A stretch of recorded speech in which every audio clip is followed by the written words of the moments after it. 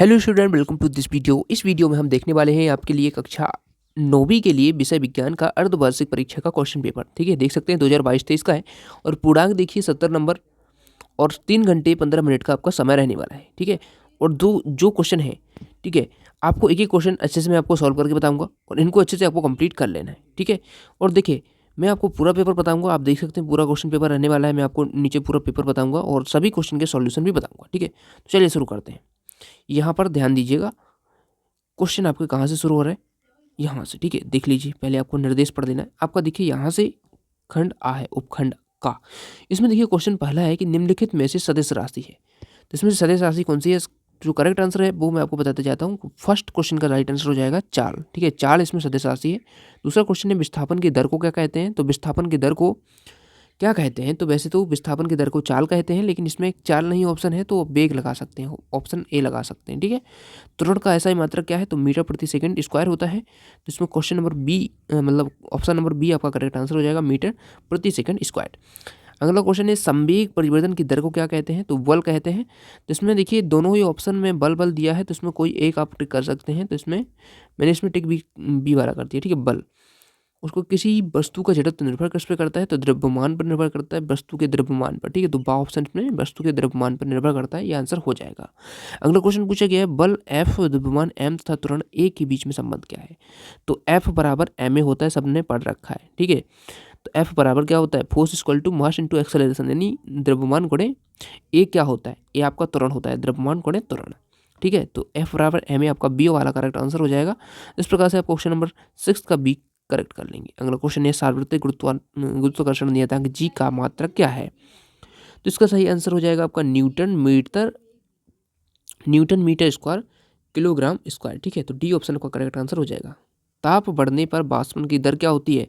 बढ़ जाती है, घट जाती है, कोई प्रभाव नहीं पड़ता है, पहले घटती है। तो इसमें जो राइट आंसर हो जाएगा वो हो जाता है आपका बढ़ जाती है। ठीक है, तो ऑप्शन ए आपका करेक्ट आंसर हो जाएगा। नौवां क्वेश्चन पूछा गया है कि दो या दो से अधिक पदार्थों का स्वतः एक दूसरे से मिलकर समांग मिश्रण बना लेना क्या कहलाता है? तो ये मिश्रण कहलाता है। ठीक है, तो डी ऑप्शन आपका करेक्ट आंसर हो जाएगा। निम्नलिखित में से कौन सा तत्व है? ऑप्शन का राइट आंसर हो जाएगा वो सिलिकॉन हो जाएगा। ठीक है, कमरे के ताप पर कौन सा तत्व द्रव है? तो कमरे के ताप पर जो द्रव है वो हो जाता है ब्रोमीन। ठीक है, पारा भी होता है, लेकिन पारा इसमें नहीं दिया है ऑप्शन में।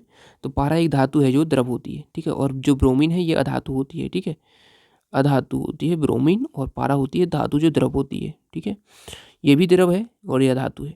विलयन में उपस्थित विलय की मात्रा को क्या कहते हैं? तो घुलनशीलता कहते हैं। ठीक है, पोटेशियम का मात्रक क्या है, मतलब प्रतीक क्या है? मात्रक नहीं, प्रतीक तो के होता है। ठीक है, पोटेशियम का के प्रतीक होता है। आपने पढ़ रखी होगी जो सारणी होती है, ठीक है, मेंडलीव की, उसमें के देख सकते हैं आप। केंद्र की खोज किसने करी थी? तो कौन केंद्र की खोज करी थी? रॉबर्ट ब्राउन ने। ठीक है, तो ऑप्शन नंबर बाप का करेक्ट आंसर हो जाएगा बी वाला, रॉबर्ट ब्राउन। शरीर की संरचनात्मक क्रियात्मक इकाई कोशिका होती है, आप सबको पता है, तो सी ऑप्शन करेक्ट आंसर हो जाएगा। क्वेश्चन है प्रोटीन संश्लेषण से संबंधित कोशिकांग कौन सा है? तो प्रोटीन संश्लेषण से संबंधित जो कोशिकांग है वो राइबोसोम है, राइबोसोम से ही प्रोटीन संश्लेषण होता है। प्रकाश संश्लेषण की क्रिया होती है तो किसमें होती है? तो आप सबको पता है कि इस जो कोलेन मतलब क्लोरेन कायमा है उसमें होती है, क्योंकि इसमें क्लोरोप्लास्ट पाया जाता है। उसके बाद देखिए अगला क्वेश्चन है विभिज्योतिक ऊतक होता है तो किसमें होता है? तने के शीर्ष पर होता है। ठीक है, तो विभिज्योतिक ऊतक तने के शीर्ष पर होता है। ठीक है, तने और जड़ के शीर्ष पर भी होता है। ठीक है, तो तने के शीर्ष पर। ठीक है, सूट और रूट दोनों के ही टॉप पर होता है। चालनी नलिकाएं पाई जाती हैं, किसमें पाई जाती हैं? तो याद रखिएगा फिलोयम में जो होता है चालनी नलिकाएं पाई जाती हैं, तो फिलोयम आपका करेक्ट आंसर हो जाएगा। अगला क्वेश्चन है द्विनाम पद्धति के जन्मदाता कौन है? तो कैरोलस लीनियस। ठीक है, द्विनाम पद्धति के जन्मदाता है तो कैरोलस लीनियस आपका बी ऑप्शन करेक्ट आंसर हो जाएगा। अब देखिए यहाँ पर आपके सभी ऑब्जेक्टिव क्वेश्चन कंप्लीट है। खंडवा देख सकते हैं, इसमें दूरी विस्थापन में अंतर पूछा है, 2 नंबर के लिए प्रश्न है। अगला है चाल एवं वेग में 2 अंतर, 2 नंबर के लिए ये भी क्वेश्चन है। तो चलिए इनके आंसर हम देख लेते हैं। दूरी और विस्थापन में अंतर देख लेते हैं, चाल और वेग में भी अंतर देख लेते हैं। तो ध्यान रखिएगा दूरी विस्थापन में अंतर क्या है? तो दूरी ये हो जाएगी, विस्थापन ये हो जाएगा। तो पहला अंतर लिखेंगे, गतिमान वस्तु के द्वारा किसी निश्चित समय में तय किए गए मार्ग की लंबाई को दूरी कहते हैं। ठीक है, उसके बाद इसमें विस्थापन में लिखेंगे किसी निश्चित दिशा में 2 बिंदुओं के मध्य तय की गई लंबवत या न्यूनतम दूरी को विस्थापन कहते हैं। इस प्रकार से आप इस प्रकार दूरों कर सकते हैं। और दूसरा अंतर देखिए, दूरी एक अदिश राशि है। ठीक है, ये दूसरा अंतर हम लिख रहे हैं, और विस्थापन एक सदिश राशि है। ठीक है, तो दूसरा अंतर हो जाएगा। तीसरा भी लिख सकते हैं यदि तीसरा लिखना चाहें तो इसे किसी वस्तु द्वारा तय किए गए मार्ग पर दूरी निर्भर करती है और किसी वस्तु द्वारा तय किए गए मार्ग का विस्थापन निर्भर नहीं करता है। तो 3 अंतर हमने बता दिए। अब देखिए हमें चाल और वेग में भी देखना है, तो चाल और वेग का अंतर भी देख सकते हैं आप। चाल और वेग में देखिए चाल इधर लिखेंगे, वेग इधर लिखेंगे। तो किसी वस्तु द्वारा एकांक समय अंतराल में चली गई दूरी को वस्तु की चाल कहते हैं, और किसी वस्तु द्वारा एकांक समय अंतराल में तय किए गए विस्थापन को वस्तु का वेग कहते हैं। ठीक है, यह एक अदिश राशि है, इसमें केवल परिमाण होता है, दिशा नहीं। यह एक जो होता है सदिश राशि है, इसमें परिमाण के साथ साथ दिशा भी होती है। ठीक है, तो इस प्रकार से चाल और वेग में भी अंतर हो जाता है। ठीक है, तो यहाँ तक आपके हो जाते हैं। अब अगला क्वेश्चन हम देख। क्वेश्चन आपका अगला क्वेश्चन है संतुलित तथा असंतुलित बलों को उदाहरण देकर स्पष्ट करना है। ठीक है, तो 4 नंबर के लिए प्रश्न, चलिए इसका आंसर हम देख लेते हैं।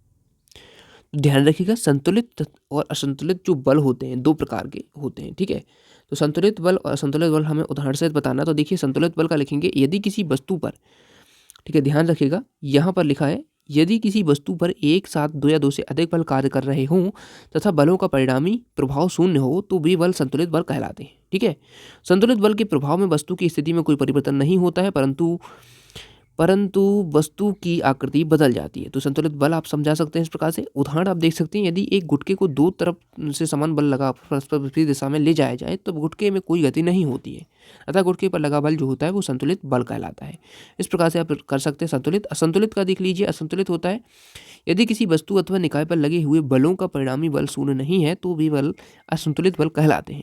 असंतुलित बल द्वारा किसी स्थिर वस्तु को गति प्रदान की जा सकती है तथा किसी गतिमान वस्तु को रोका जा सकता है। यहाँ पर उदाहरण भी आप इसका देख सकते हैं। रस्सा कसी में यदि एक टीम दूसरी टीम से अधिक शक्तिशाली है तो वह रस्सी तथा कमजोर टीम दोनों को अपनी ओर खींच लेती है। इस दशा में रस्से पर लगने वाला बल असंतुलित बल होता है।